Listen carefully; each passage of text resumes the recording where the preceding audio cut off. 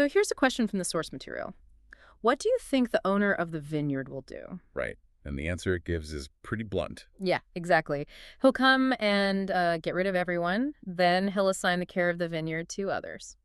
So today we're kind of diving deep into this idea, this divine reallocation. Mm-hmm. That's what the source calls it. It's about situations where something really valuable has been, well, mishandled. Mhm.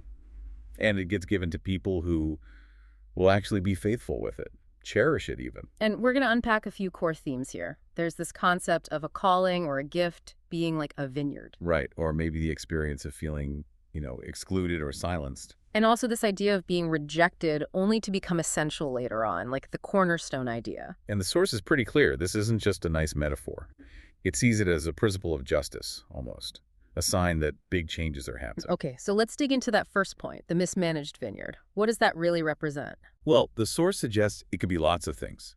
Your calling, like you said, or a specific gift, maybe a business, your kids, a ministry. An anointing, even. Exactly. And the source claims that sometimes the wrong people seem to be in charge. Leading to exploitation, maybe? Silencing voices, that feeling of just not belonging. Yeah, precisely. But the key point the source makes is that the owner, God, in this context, remembers and will reclaim what's being misused. Bringing in new caretakers, is that the idea? New leadership, new order? That's the implication, a kind of course correction, bringing things back into alignment. Okay, then there's this other really powerful image the source uses. The stone the builders rejected has become the cornerstone. Ah, yes. This is interesting. The source interprets this rejection. Well, it suggests maybe you were overlooked because you wouldn't compromise. Compromise your integrity. Or your power, maybe. Something like that. So the rejection wasn't actually about you being disqualified. It was more like being hidden. Hidden until the right time. Until a new structure needed building. Exactly. Until there was a need for that strong, perhaps unconventional foundation piece. And the source really emphasizes that this shift, this becoming the cornerstone, it happens openly. Right out in front of those who doubted is the idea. It's not subtle. So it's a clear sign something fundamental has changed. Yeah, and this leads to the next crucial point from the source. This whole divine reallocation thing. It's not about revenge. Not payback for the mismanagement. No, not according to this perspective. It's about revelation.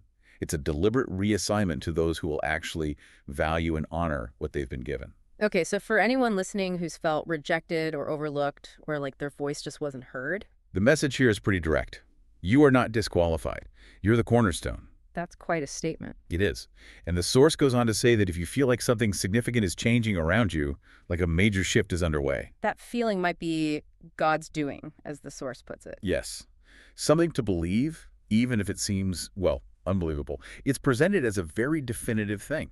And it concludes with that really strong phrase. Checkmate. Yeah? Yeah. Suggesting a final, decisive move has been made. Wow. Okay, so let's leave our listeners with a thought then, thinking about this. What vineyards in your own life might be undergoing some kind of reassignment right now?